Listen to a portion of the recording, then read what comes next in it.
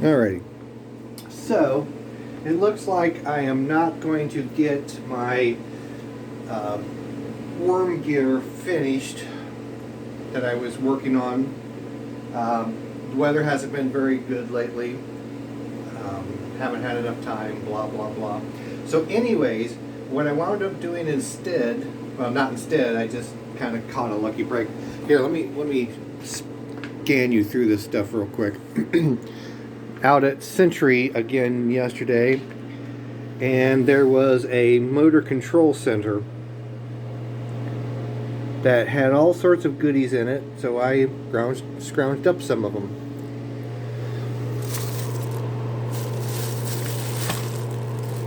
Anyways, I'll go through them here in a little bit more detail.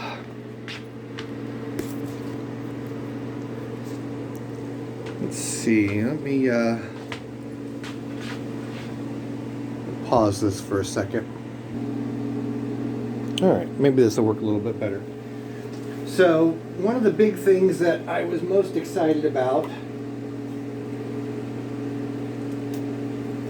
was finding a series of on-delay timing relays. And, you know, obviously they're DIN mounts. So, between relays, timing relays, and push buttons, and limit switches, the only other thing I would need is an electric motor starter, magnetic motor starter, and I can come up with the controls I need for whenever I get the worm gear finished, but I can produce the controls I need to make the planer run forward and backwards. So anyways, I was out at Century the other day, and I stumbled onto all these goodies. So I've been kind of stripping the wires off of these things and getting it organized as to what I actually have. Trying to figure this system out. So this is a Square D, what do they call it? Class 9001 type DA. Well, I guess the entire series is Class 9001. But I guess they don't any longer tell you normally open, normally closed. I looked all over these things, and I assumed the greens were normally open contacts, but I actually had to get the meter on them to find out for sure. But yeah, normally open, normally closed. So between all of these push button parts, at the very, very least, I can, once I get a motor starter, or a reversing motor starter, I can manually make the planer motor operate. So that is a step in the right direction. I was kind of, keeping an eye out for this sort of stuff anyways. But one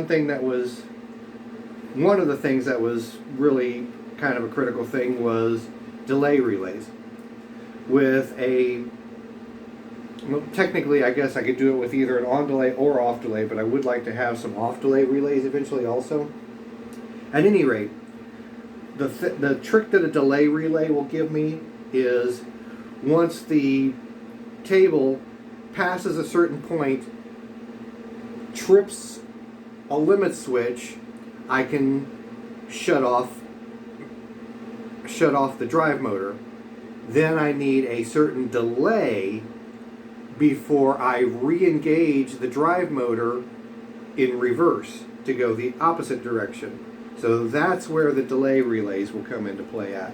With delay relays and other relays and push buttons and limit switches, I can make the planer have automated function, just like it was set up to operate with its mechanical flat belt assembly.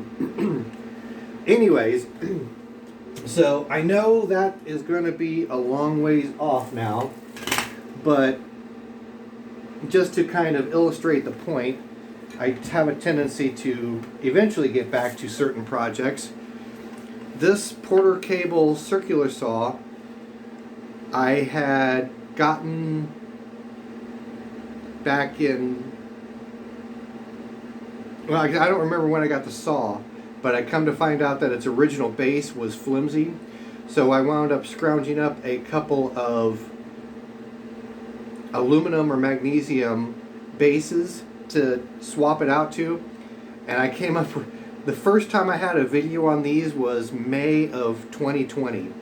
So yesterday I finished mounting this saw to this base. This was a cobalt circular saw base, I believe, based on the colors of the components that it had. But I just had to make a couple of spacers and run a 5/16 bolt through the front of it and cut or drill out the rivet back here and put a little spacer back there. But now it's got a fairly sturdy base. I can't tilt it to a full 45 degrees, but that's okay. I just, more than anything, I need it to be stable. But so one of the other things, or a couple of the other things that I scrounged up yesterday, besides a big chunk of hulking steel, which I don't have in the house because it's probably the better part of 90 pounds all by itself. Anyways, a used limit switch, square D limit switch.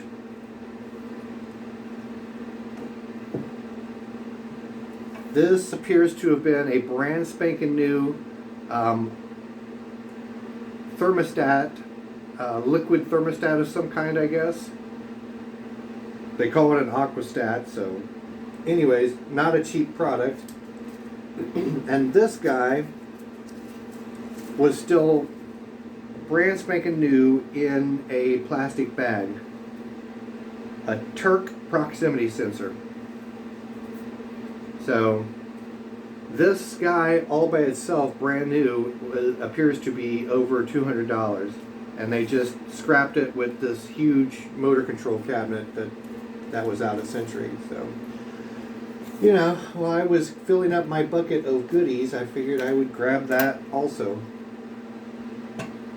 But this is the part that's been kind of entertaining me the most, is trying to figure out the modular design on these switches. It's just kind of interesting. I was surprised, as cheap as this stuff feels, to find out that it was square D, but what can I say? Times are changing. But it looks like, oops, let me get a different blade here. Looks like I can pop one of these push button mounts off. Hopefully without breaking anything. There we go.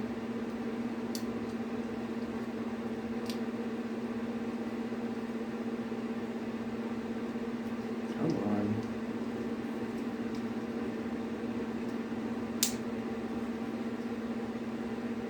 Come on.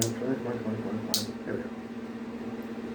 And then, if I see fit, I can mount, in theory,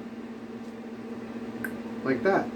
I won't put it all the way on because it'll be a hassle to take off, but at any rate, you can see the direction I'm going with this. I can stack or gang these switches together if I need more contacts.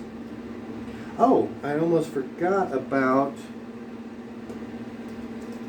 this one here. These guys are illuminated ones. So it's got a set of normally closed contacts here, normally open contacts there, transformer here for the light bulb, and this is one of the illuminated heads. And luckily it looks like everything, all the controls, the motor controls on this cabinet were 120 volts, so that's perfect for my interests. I sure hope I had that in view of the camera. But anyways, so that is my little update. Unfortunately, no further progress on the worm gear, and I haven't even started on the worm wheel, so those are not going to happen for, well, probably months to come yet, but hopefully one of these days.